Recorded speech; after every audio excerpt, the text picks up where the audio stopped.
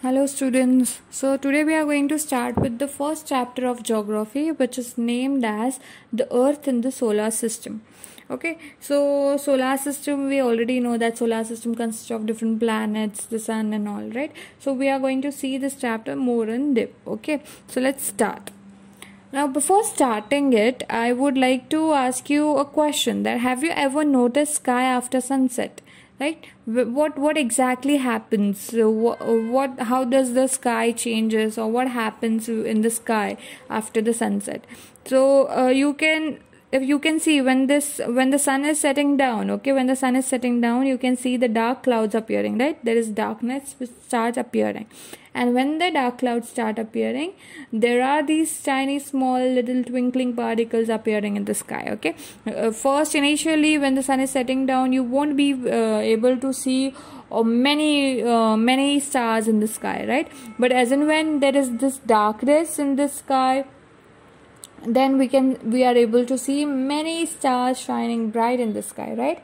With the stars, there is one more thing which is very much important for us, which again gives shines brighter in the night sky, is the moon, right? So there are two things which we are able to see very nicely in the sky after the sun set down, is the tiny twinkling stars and the moon, right?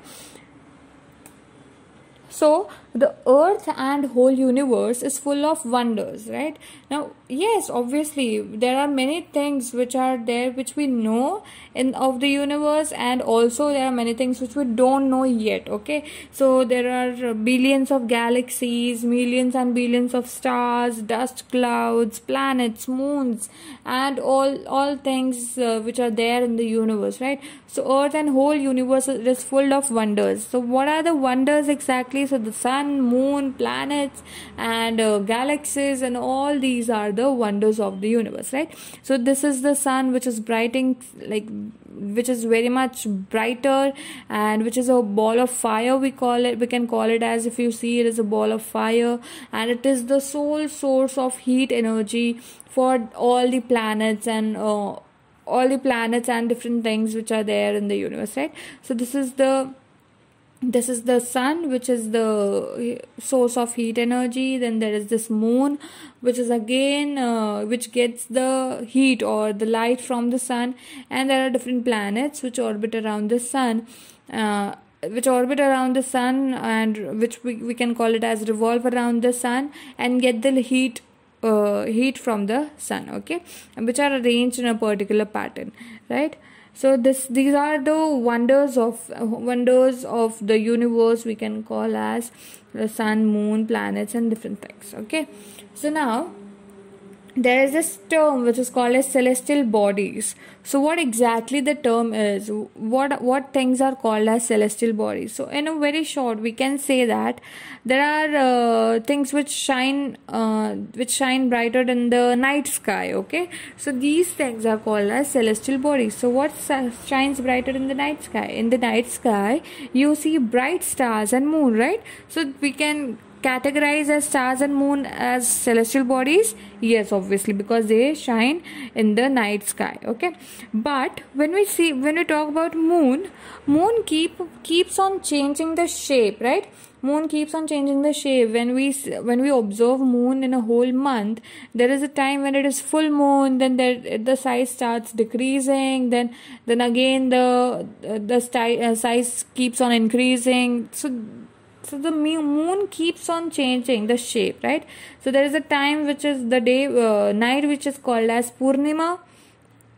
So what Purnima is? It is also called as full moon, right? Full moon means we are able to see the brightest side of the moon, right? The side which is all lit up. Okay, and then there is the night which is called as Amavasya, where the sky is so dark we are unable to see light of the moon, and that day is also called as new moon day. Okay, because that day is the day after which the moon will start regaining its size. Okay, it will start increasing, and then we will have this full moon. Okay, so there are these two main we can call as phases of moon. One is Purnima and one is Amavasya, which is full moon and new moon respectively. Okay, but can you tell me why we are unable to see moon and stars during daytime? Is there something magical which get the stars and moon vanish out in the daytime and then suddenly they start appearing in the night time? Something magic things or some magician doing all this thing? Is it so?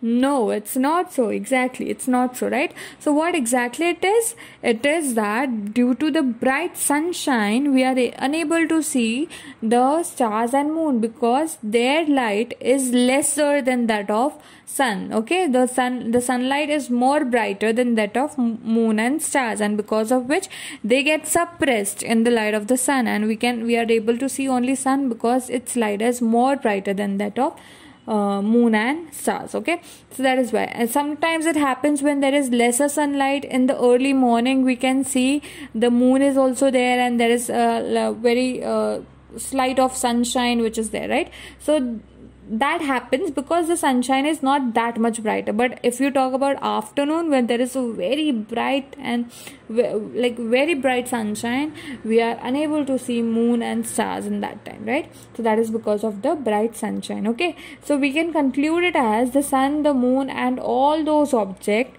shining in the night sky are called as celestial bodies. Okay, all those things which shine brighter in the night sky, those are called as celestial bodies. Okay, now we are going to see the movements of earth and moon. Okay, now what happens? This is the sun, okay, which is there in the center. This is the orbit in which the earth revolves around the sun. Okay, the earth is revolving around the sun in an orbit. Okay, so this is the revolution of earth around the sun. Now at the same time, if you see, the earth is rotating as well. Okay, it is revolving at the same time, it is rotating on its own axis. So there are these two movements going on, revolution and rotation of the earth. And also on the same time, we can see the moon is revolving around the earth, right? So the moon is also revolving around the earth in an orbit, as like the earth moves around the sun. Same way the moon is moving around the earth. So because of this movement, we can see different phases of the moon. Okay, from the earth we can see different phases of the moon because the moon is continuously moving around the earth.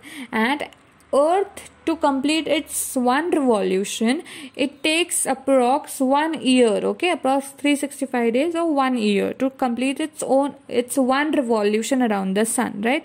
In the same way, moon, to complete its one revolution around the earth, it takes 29.5 days. Okay, it takes 29.5 days to complete one revolution of moon around the earth. Okay, so is that clear? This is the reason why we can see full moon or Purnima once in a month. Okay, because it takes 1 month to revolve around the earth. Is that clear?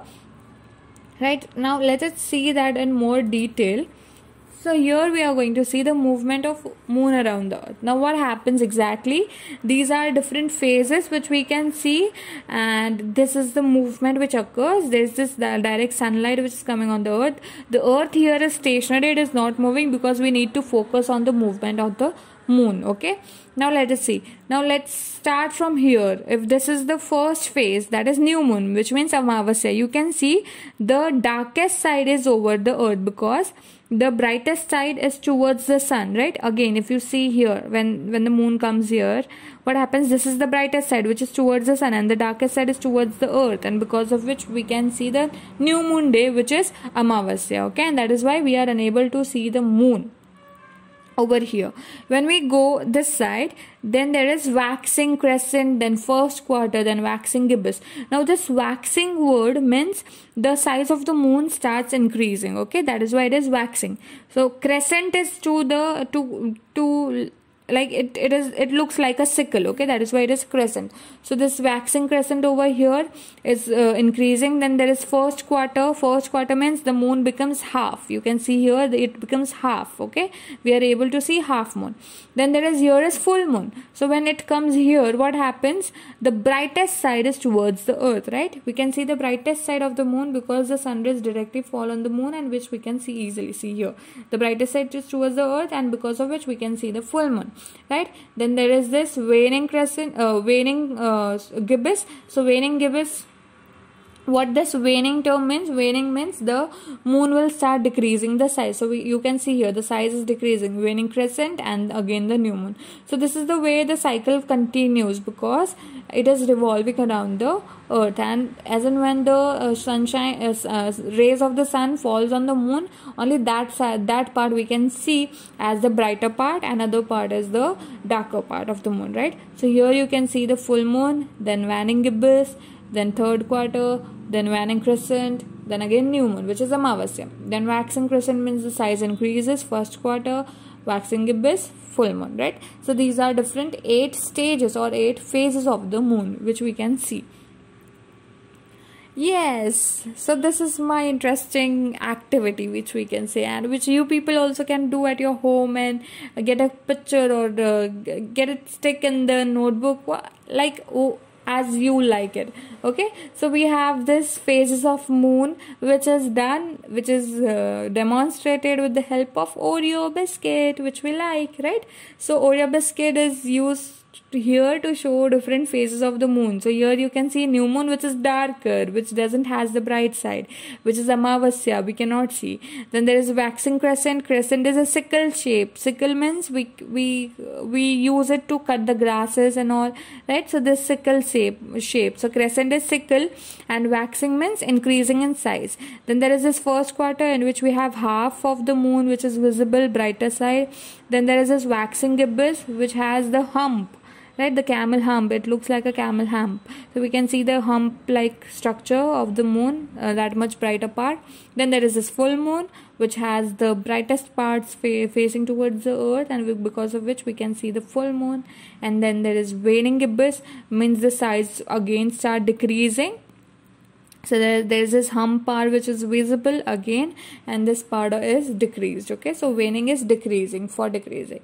Then there is this third quarter. Third quarter is for again the half moon, and after that waning crescent means only the crescent part, that is sickle part, is remaining, and again we will have full moon. Okay, sorry, new moon. Okay, so this whole cycle is completed in 29.5 days, which is approximately 1 month. Okay, so in 1 month we can see the new moon and the full moon occurring. Okay, so this is what is about the phases of the moon.